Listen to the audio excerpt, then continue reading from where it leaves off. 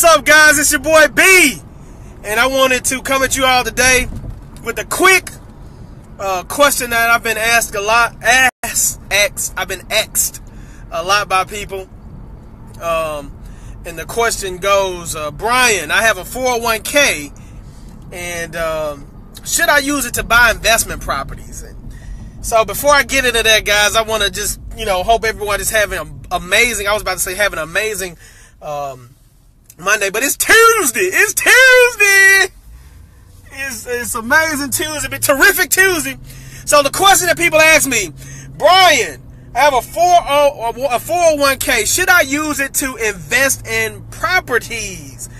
And I was going to type this, guys, but it's so much to type that I wanted to say this to you guys. But here's the thing I want you to do. The thing that I did with my mom years ago when I took her off for a job.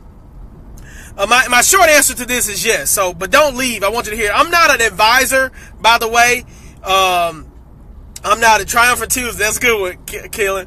But I'm not an advisor. So, of course, feel free to go get your own financial advice from somebody else. That's not what I do. I'm just telling you what works for me and my belief system.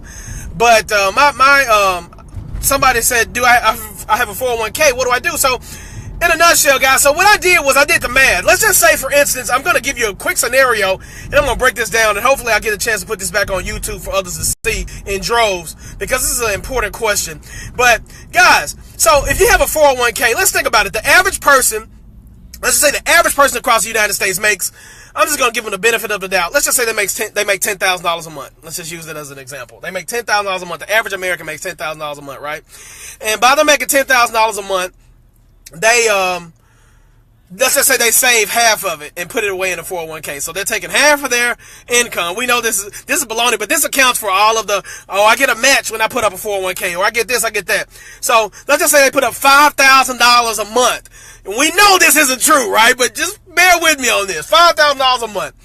And a year's time they got $60,000. And in 10 years' time they got $600,000. And so let's just leave it there. So let's just leave it at $600,000, and let's just account for over the next 30 years they retire and they got $600,000. We know that's more than what the average person will retire with. Most people will probably retire with $30,000, $40,000, $50,000, right? If that much. But let's just say the average person gets $600,000. Well, here's the thing I want you to realize when you're doing those numbers, when you're calculating this for yourself. 30 years ago was 2007, 1997, 1977, somewhere around that range. The average rent was in our city about $70 to $100 a month, somewhere around there, maybe $150 for a house that we now rent for, $700, $800 a month. So that means that the rent has went up about 7 to 8 times in the last 30 years. Now, just keep this in mind. Now, you're talking about retiring off of today's current circumstances. This is the thing that most people don't take account for. Inflation literally wipes most people out that park money in something that doesn't make them the same rate of return as inflation. Now, so let's just take this into account. So the average person is $600,000. So let's just say if the rent goes up from $700-$800 a month, let's just say in 20-30 years the rent is going to probably be we'll give it a benefit of the doubt. Let's just say rent only goes up 4 times, not 6 times. It only goes up 4 times, right? So $800 a month rent times 4 is $3,200 a month. You got $3,200 a month. Now, that's cost you to have a roof over your head, okay? Most people don't take care of themselves, their bodies, so their medical bills are now a factor. You don't have medical bills now because you don't realize that the foods that you put in your body are damaging you and causing you to have a medical bill in the future. So let's take into account that you don't have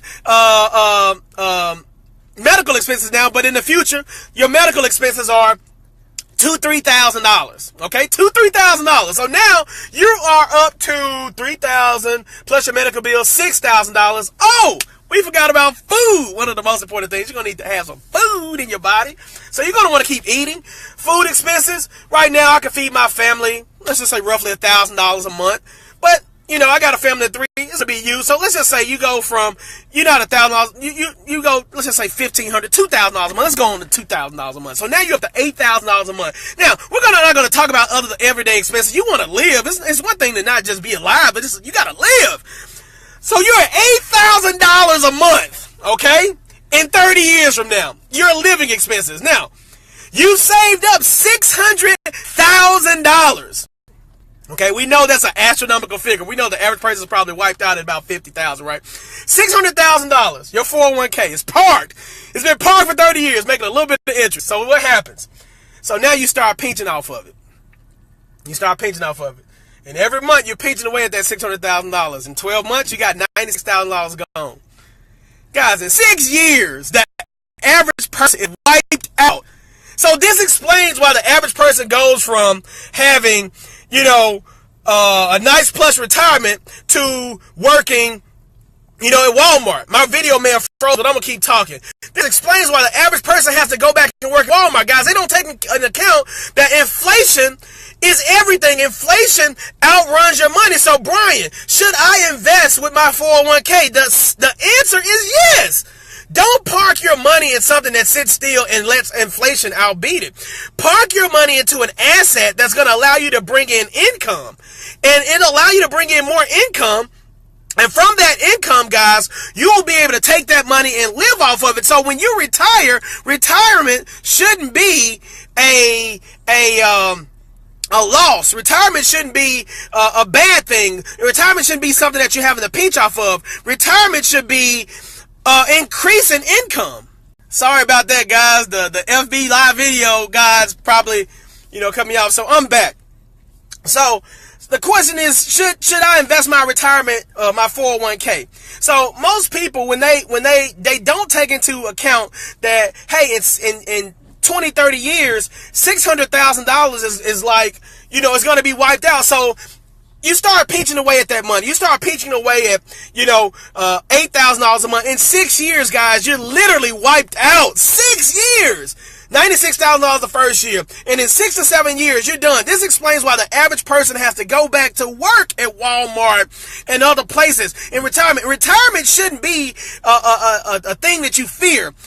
I don't know who made up the rule that when you retire, you should reduce your living expenses. When you retire, this should be the time when you are living. This should be the time where income is paying you more. This should be the time where most of your assets that you bought off of debt 30 years ago are now coming to be paid off. And now the money that you've invested 30 years ago on an asset is now paid off and paying you in full. So, Brian, should I invest my 401k? My answer to you is yes. Don't park your money where inflation will outbeat it. Don't park your money is not meant to be saved. Money is meant to be invested. And if I can stress that to you enough, money is meant to be invested. If you sit there and you hoard money and look at it, I promise you'll pinch away at it. So don't be scared. Don't be like, oh my God, I got $50,000 in my hand, or I got $20,000 in my hand. I need to be able to see it in the bank account. No, guys, put that money in an asset. Put that money in an asset, and what happens, guys, if you got 5 or 10 or 15 or 20 houses over the next 30 years, okay? You don't have to go out and do I want 100 houses, I want 1,000 houses. Guys, build your portfolio, 10, 15, 20 houses. My dad, for example, 74 years old, guys. He retired from the Memphis Police Department. 27 years on the police department, guys. Retired, good retirement plan, but saw that he might just outlive the money that he saved. He might just outlive the money he planned to have. Me and my dad went out to eat the other day. And so he was like, son, I'm so thankful that you got me involved in real estate, because with these 15 houses that I own, they sustained me through my retirement. I'm able to live off the money that I saved up, and I got more income coming in than I had as a police officer. Woo! That made me feel so good and thankful that I was able to give back to one of the most amazing men in this world, my dad. So he kept his properties, and as he's gotten older, 15 or so years, most of his properties now, 15 years later, are now paid off. He's balling, he's retired, he's traveling, he's living a life in great health and having a wonderful time. So guys, I'm telling you, should you invest your 401k in investment properties? The answer is yes. Should your savings account, you save save up to a certain amount and then put it in investment properties? Yes, do all of the things that you need to do, guys, to invest your money in assets. Buy income. If you want more money, don't go work for it. If you want more money, don't go save for it. If you want more money, buy more income. It's your boy B. And I'm reminding each and every one of you guys to go out and invest in assets. Invest for your future. All right, talk to you guys later.